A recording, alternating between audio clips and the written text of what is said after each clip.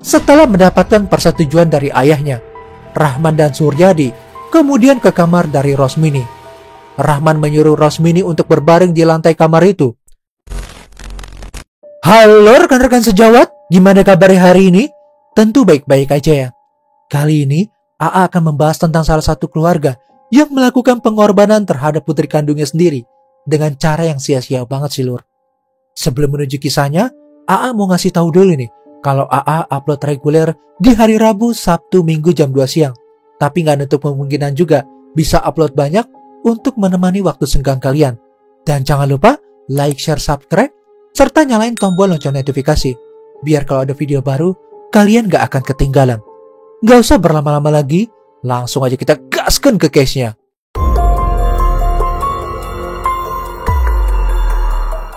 Sebuah kasus menakutkan yang pernah menghebohkan beberapa tahun yang lalu. Kasus tersebut terjadi kepada seorang gadis muda yang masih berstatus pelajar. Ia dihabisi oleh ayah dan kedua kakaknya dengan cara dihantam bagian belakangnya menggunakan balok kayu dan digorok hingga terputus. Hal itu dikarenakan si gadis udah membuat malu keluarga dan menghabisinya adalah sebuah tradisi dalam menjaga kehormatan keluarga itu sendiri. Tradisi ini sebenarnya udah pernah terjadi di beberapa negara, namun kebetulan terjadi juga di Indonesia. Kejadian ini terjadi pada tahun 2020 di sebuah distrik terpencil di Sulawesi Selatan. Diketahui, wanita muda yang menjadi korban dari kegilaan keluarganya itu bernama Rosmini Darwis, berusia 16 tahun. Semua bermula ketika Rosmini mengalami sakit yang berkepanjangan. Dan setelah mencoba meminum obat, dan beberapa kali juga masuk ke klinik yang berada di desa setempat, kondisinya nggak kunjung membaik. Keluarga dari Rosmini kemudian membawa gadis itu ke sebuah tabib atau dukun di desa setempat. Mereka meyakini bahwa anak gadisnya itu dikirimi sebuah ilmu gaib yang nggak bisa diobati secara klinis oleh dokter.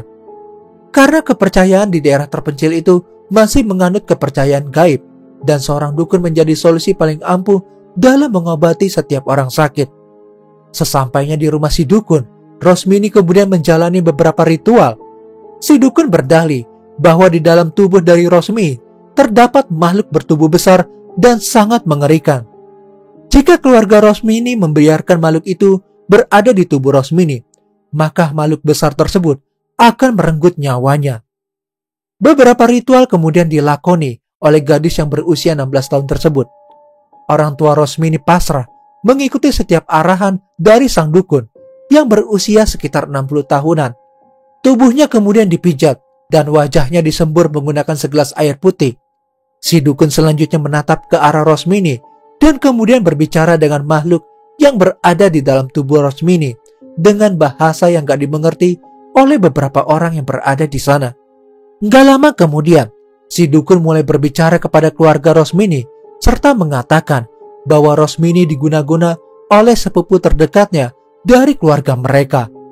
Dengan memejamkan matanya, sang dukun kemudian menyebutkan nama Usman yang menjadi pelaku yang dialami oleh Rosmini. Ayah dan kedua kakak dari Rosmini seketika terkejut mendengar keterangan dari sang dukun soal guna-guna yang terjadi kepada Rosmini. Terlebih keterangan dari dukun itu menyebut bahwa pelakunya ternyata adalah kerabat korban itu sendiri. Setelah ritual itu selesai dan mereka udah mendapatkan informasi dari sang dukun, mereka kemudian membawa Rosmini untuk pulang ke rumah. Selanjutnya, mereka membiarkan gadis berumur 16 tahun itu untuk beristirahat di dalam kamarnya. Keesokan harinya, di pagi hari yang cerah, di salah satu distrik terpencil di Sulawesi Selatan, Usman tiba-tiba aja datang ke rumah Rosmini. Dia mengajak istri dan kedua anaknya untuk menjenguk keadaan Rosmini. Di dalam rumahnya, ayah dan kedua kakak dari Rosmini merasa terkejut dengan kedatangan dari Usman. Mereka mempersilahkan Usman dan istrinya yang hanya boleh menjenguk Rosmini ke dalam kamarnya. Usman yang merasa ada yang gak beres, kemudian membuka pembicaraan basa-basi kepada ayah dari Rosmini yang bernama Darwis itu. Dia mulai menanyakan perihal kabar dan pekerjaannya di ladang yang sedang digarapnya. Namun tanggapan dari Darwis terasa sangat dingin dan mata ayah dari Rosmini itu menatap tajam ke arah Usman. Gak lama kemudian, kakak tertua dari Rosmini membuka sebuah pembicaraan yang serius. Kakak tertua Rosmini yang bernama Rahman selanjutnya berbicara kepada Usman perihal guna-guna yang dilakukannya terhadap Rosmini. Rahman berbicara dengan tegas dan jelas hingga seketika membuat Usman diam membisu. Rahman yang udah mencoba menahan tubuhnya untuk tetap tenang kemudian tergoyah karena Usman memilih bungkam dan gak menjawab pertanyaan darinya. Rahman kemudian kembali bertanya, kali ini dengan penuh emosi yang memuncak tinggi. Nada bicara Rahman seketika berubah menjadi sebuah ancaman terhadap Usman.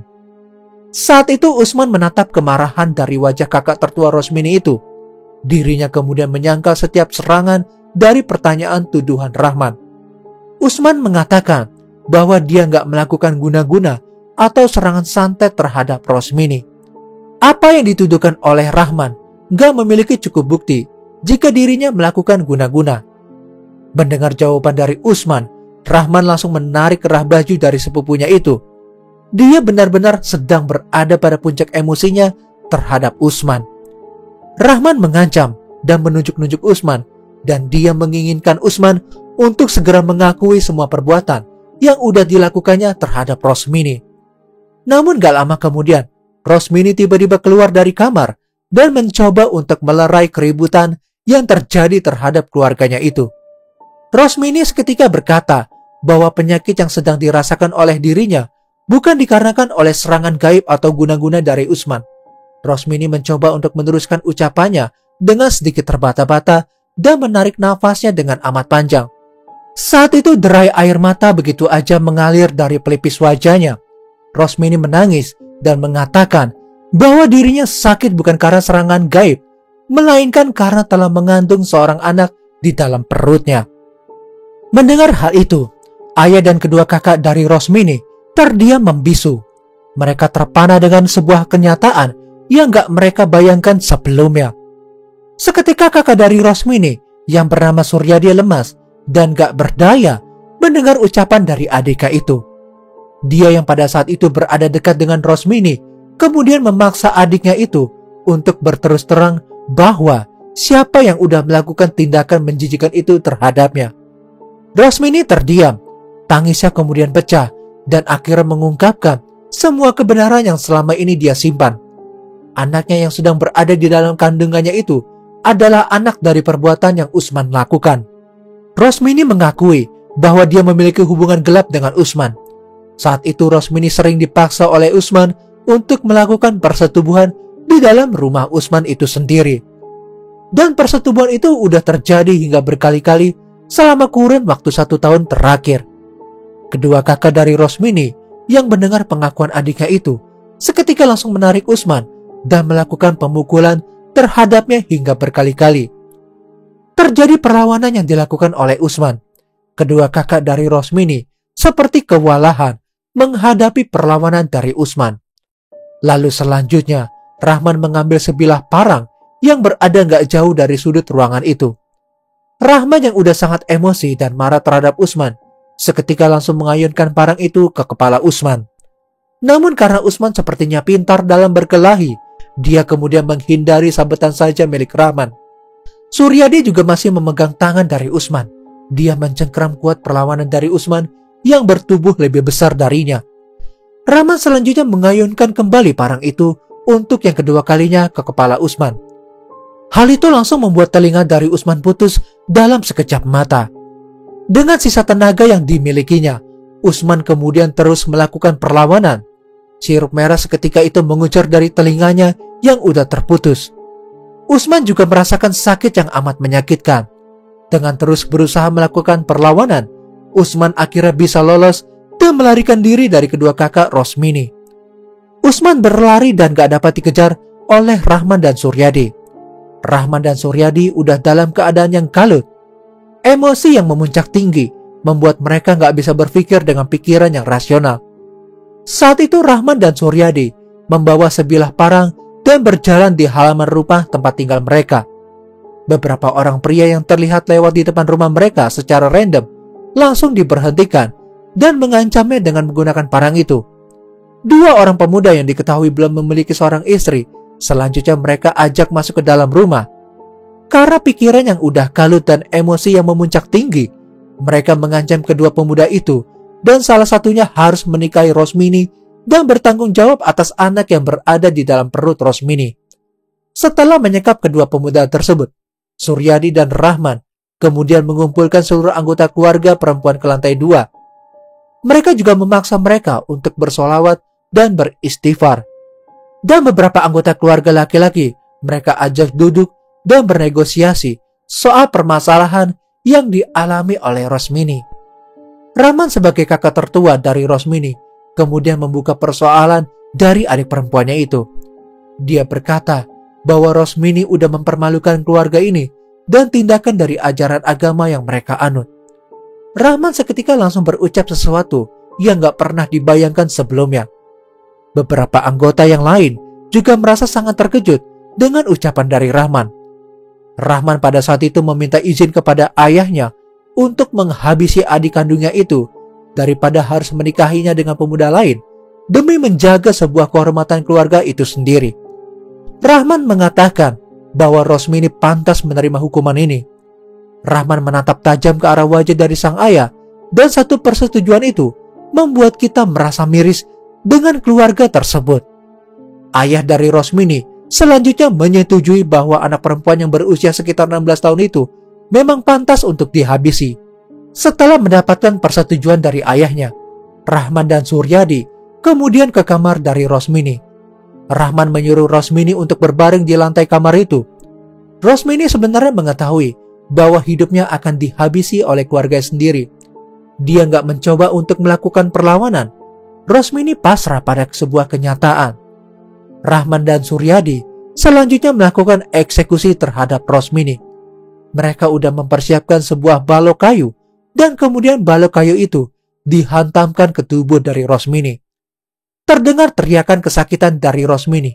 Balok kayu yang keras itu menghantam tulang dari tubuh hingga kepala Rosmini.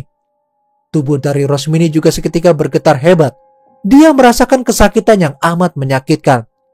Kesakitan yang dialami oleh Rosmini itu juga adalah kesedihan yang cukup mendalam untuk beberapa keluarga yang hanya bisa melihat dan gak mampu membantu Rosmini. Setelah melakukan serangkaian aksi gilanya terhadap tubuh Rosmini dan melihat adik perempuan yang berusia 16 tahun itu udah dalam keadaan gak berdaya, kakak tertua dari Rosmini kemudian menyembelih leher adiknya. Saat itu dia memegang sebuah sajam dan tanpa berpikir panjang, parang itu kemudian diayunkan ke leher Rosmini. Seketika itu juga, sirup merah bercucuran dan Rosmini berteriak dengan cukup keras. Namun kakak tertua itu gak bergeming dan tetap melakukan eksekusi itu dengan cara yang paling menakutkan. Penghabisan nyawa dengan dalih demi menjaga kehormatan keluarga tetap gak dibenarkan sama sekali ya lur. Apalagi itu adalah hak asasi manusia seorang manusia itu sendiri. Setelah mereka melakukan hal gila itu terhadap Rosmini, mereka akhirnya ditangkap dan didakwa hukuman sekitar 13 tahun penjara. Menurut AA, hukuman ini masih tergolong ringan banget ya lur. Tapi kalau menurut kalian gimana nih? Apakah hukumannya udah pantas atau belum? Coba komentar di bawah ya. Dan itu dia tadi kisah menakutkan dari Rosmini dan keluarga yang sangat-sangat bikin AA terkejut banget pas risetnya. Semoga dengan adanya kasus ini, kita bisa ambil hikmahnya dan jangan meniru keluarga ini ya lur. Karena biar bagaimanapun, hak asasi manusia di atas segala-galanya. I'm Jorna AA, and till next time, stay safe ya lur.